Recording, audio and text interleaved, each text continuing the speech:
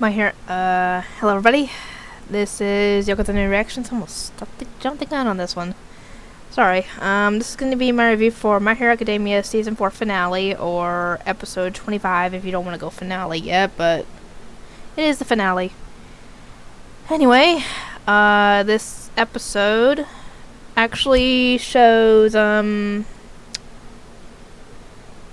Shoto's sister and now his brother as well, Natsu, with the same color hair and eye color as his mother.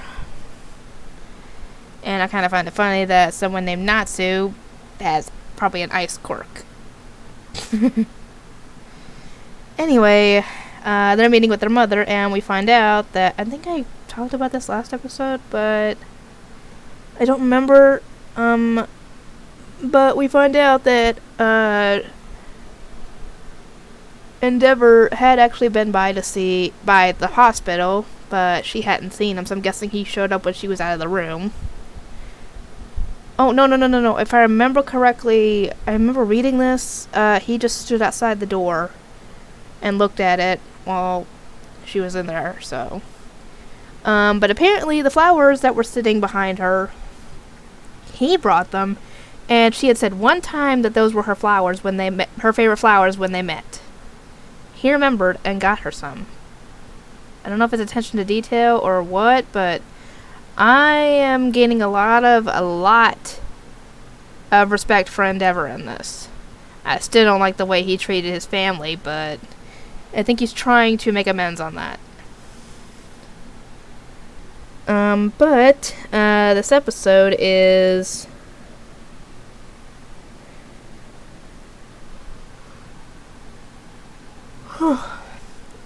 Endeavor trying to fight that Nomu, and the bad thing about this Nomu is that it can talk. Dang it, I should have been paying attention. Anyway, I'm trying to get the next Prison School episode uploaded at the moment, and anyway, the bad thing is that it can talk and it can think, which the other Nomu could not. So this one is much more dangerous. And Endeavor works on fighting it, but obviously he's going to have a hard time of it because, like I said, it's a lot more dangerous and thus a lot harder to take down.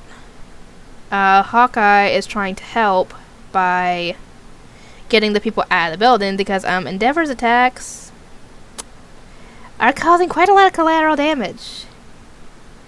And he gets everybody out by sending his feathers out to grab people and, get them out of there safely. Because, part of the building just got torn in half. And, yeah. Heck, one of Endeavor's attacks just cuts the building into little pieces, little bits of debris. And apparently Hawkeye can't fly too well without his feathers. Makes sense. And he tries to get one good attack in, to finish it off, but it thinks strategically and takes its head off and tosses it so that it still survives because it can regenerate.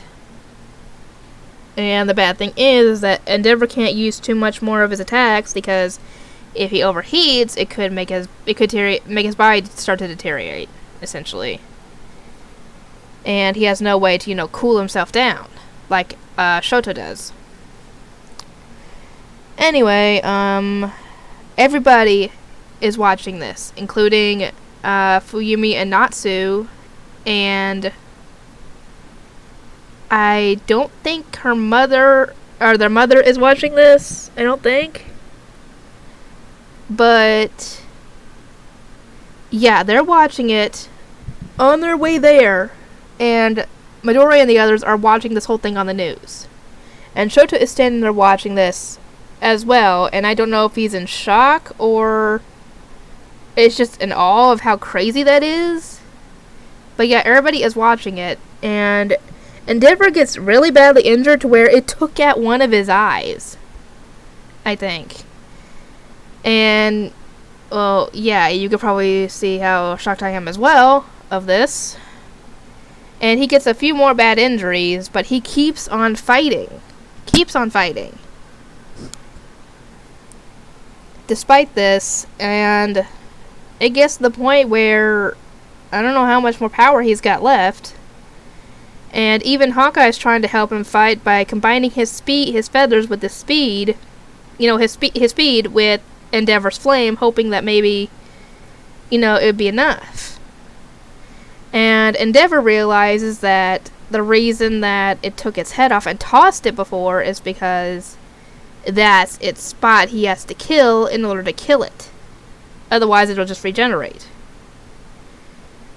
And he ends up he has the guy send his feathers up into the sky because he can barely keep going at this point. And at this point, the fans some of his diehard fan is trying to encourage everybody that this guy is putting his life on the line, trying to protect everybody. And, yeah, like I said, everybody is in shock at this point, and Endeavor is sent way up into the sky just because because of this, that way he doesn't hurt anybody, he doesn't have collateral damage.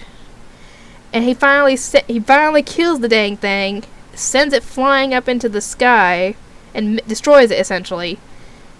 And he lands back on the ground. He's barely standing at this point, because he's injured, obviously, and he's exhausted, and God only knows how much that heat affected him. And obviously, Fuyumi and Natsu are relieved at this, because, yeah, he just risked everything to protect people.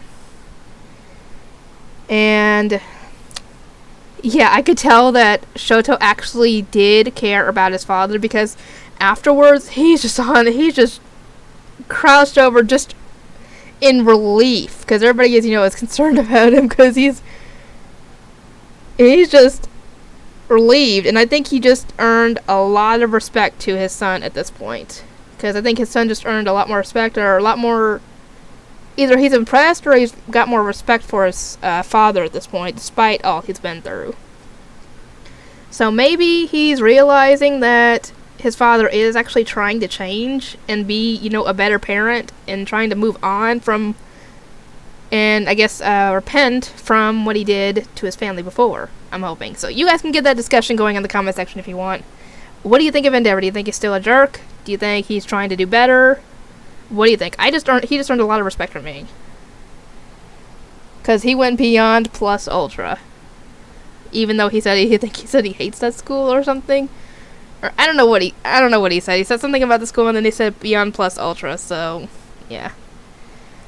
Anyway, another thing that happened as well in this episode. Midoriya was dreaming, and ended up dreaming about the other inheritors of One For All. And he saw a scene that looked like it was when One For All tried to pass that quirk to his brother that ended up creating All For One. I cannot talk today.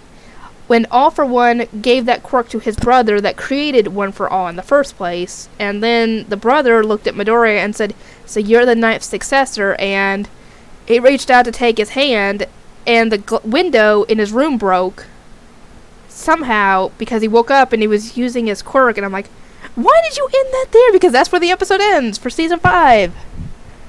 So yeah, what do you guys think of this episode? Anyway, I'll get all this edited, and I will see you all next time.